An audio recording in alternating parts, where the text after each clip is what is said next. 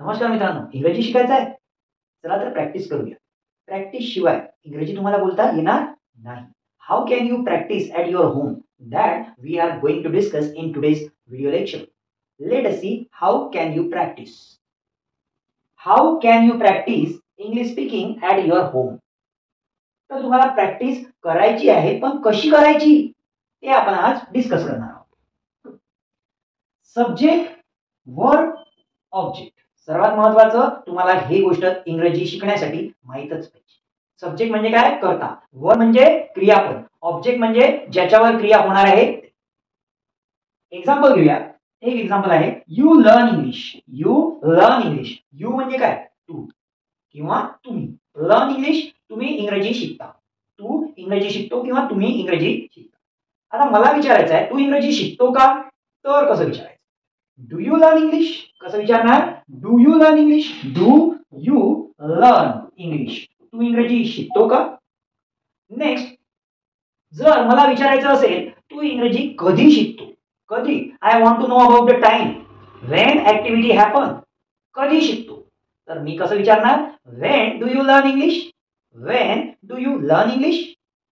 व्हेनचा अर्थ काय झाला मग? कधी. ती ऍक्टिव्हिटी, जे काही काम झालेलं आहे, जी काही क्रिया झालेली आहे, ती कधी झाली ते मला जाणून घ्यायचं आहे. तर मी प्रश्न कसा विचारणार? When do you learn English? When do you play cricket? When do you go to office? अशा. Next, you do not learn English. तू इंग्रजी शिकत नाही. You do not learn English. तू इंग्रजी शिकत नाही, म्हणजे ती ऍक्टिव्हिटी तू करत नाही. तू इंग्रजी शिकत नाही का? Do you not learn English. तू ती ऍक्टिव्हिटी करत नाही का? ती क्रिया तू करत नाही का? असं जर विचारायचं असेल तर do you not learn English? का करत नाही? Why do you not learn English? Why म्हणजे का नाही करत. Why do you not learn English? Why do you not learn English? तू ते करायला हवं असं जर मला सजेशन द्यायचं असेल तर यू शुड लर्न इंग्लिश. अशा प्रकारे आपण नंबर ऑफ सेंटेन्स कोट करू शकतो या स्ट्रक्चरच्या माध्यमातून. Just you need to follow this structure. आता आपण सिंपल प्रेझेंट टेन्सचा वापर करून असे वेगवेगळे क्वेश्चन काय फॉर्म होऊ शकते, बोलताना काय आपण बोलू शकतो ते डिस्कस केलं. आता बघूया प्रेझेंट कंटिन्युअस टेन्सचा वापर करून इंग्रजी बोलायचं आणि त्याची प्रॅक्टिस कशी करायची. यू आर सब्जेक्ट, वर्बला आयएनजी आणि ऑब्जेक्ट. Ongoing activity. जर मी आता म्हणत आहे यू आर लर्निंग इंग्लिश नाव. तू आता इंग्रजी शिकत आहे. सध्या करंटली ती क्रिया चालू आहे. You are learning English now. You are playing now. You are watching TV now. You are eating now. कोणतीही गोष्ट करंटली चालू आहे तर यूच्या ठिकाणी sir he, she, it, they, I, Ram, Shyam कोणी घेता येणार का? हो, कोणताही सब्जेक्ट तुम्हाला बदलता येतो. यूच्या ठिकाणी तुम्ही सब्जेक्ट बदलू शकता. आता मला विचारायचं आहे, तू इंग्रजी शिकत आहे का? कसं विचारणार? Are you learning English? तू पत्र लिहत आहे का? Are you writing letter? तू जात आहे का? Are you going? तू वाचत आहे का? Are you reading? तू कोणतीही गोष्ट करत आहे का? आर यू वर्बला आयएनजी नंतर ऑब्जेक्ट. तू ती गोष्ट कधी करत आहे? When are you learning English? When are you learning English? तू इंग्रजी कधी शिकत आहे? Next, you are not learning English. तू इंग्रजी शिकत नाहीये, म्हणजे सध्या तू इंग्रजी शिकत आहे का? नाही शिकत आहे. You are not learning English.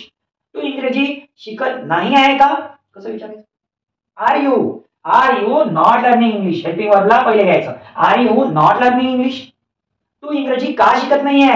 Y are you not learning English? Let me know why are you not learning English?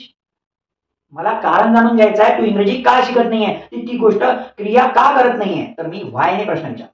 कशाने विचारणार? वाय. तर इथे आपण प्रेझेंट कंटिन्युअसचा वापर करून बघितलं की इंग्रजी कशी बोलायची, प्रॅक्टिस कशी करायची. आता बघूया प्रेझेंट परफेक्ट टेन्सचा वापर करून इंग्रजी कसं बोलायचं. सेम एक्झाम्पल कंटिन्यू करूया. You have learned English.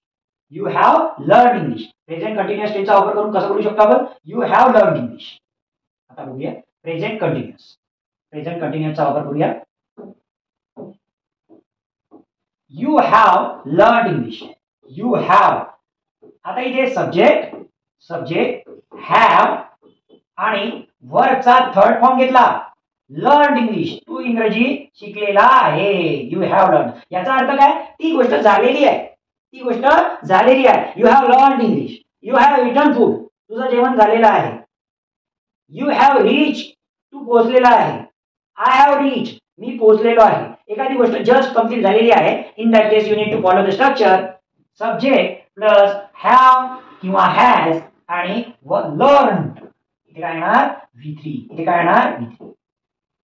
तू इंग्रजी शिकलेला आहे का असं जर मला विचारायचं असेल तर हेल्पिंग वर्बला पहिले घ्यायचं हॅव, त्यानंतर सब्जेक्ट घ्यायचा यू, त्यानंतर वर्बचा थर्ड फॉर्म.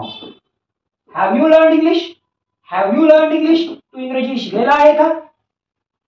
तू इंग्रजी कधी शिकलेला आहे असं जर मला विचारायचं असेल, जाणून घ्यायचं असेल, when have you learn English? When कधी, have you, when have you learn English? When have you learn English? तू इंग्रजी कधी शिकलेला आहे? तू इंग्रजी शिकलेला नाही. You have not learn English. कसं म्हणायचं? You have not learn English. Not learn English. तू इंग्रजी शिकलेला नाही.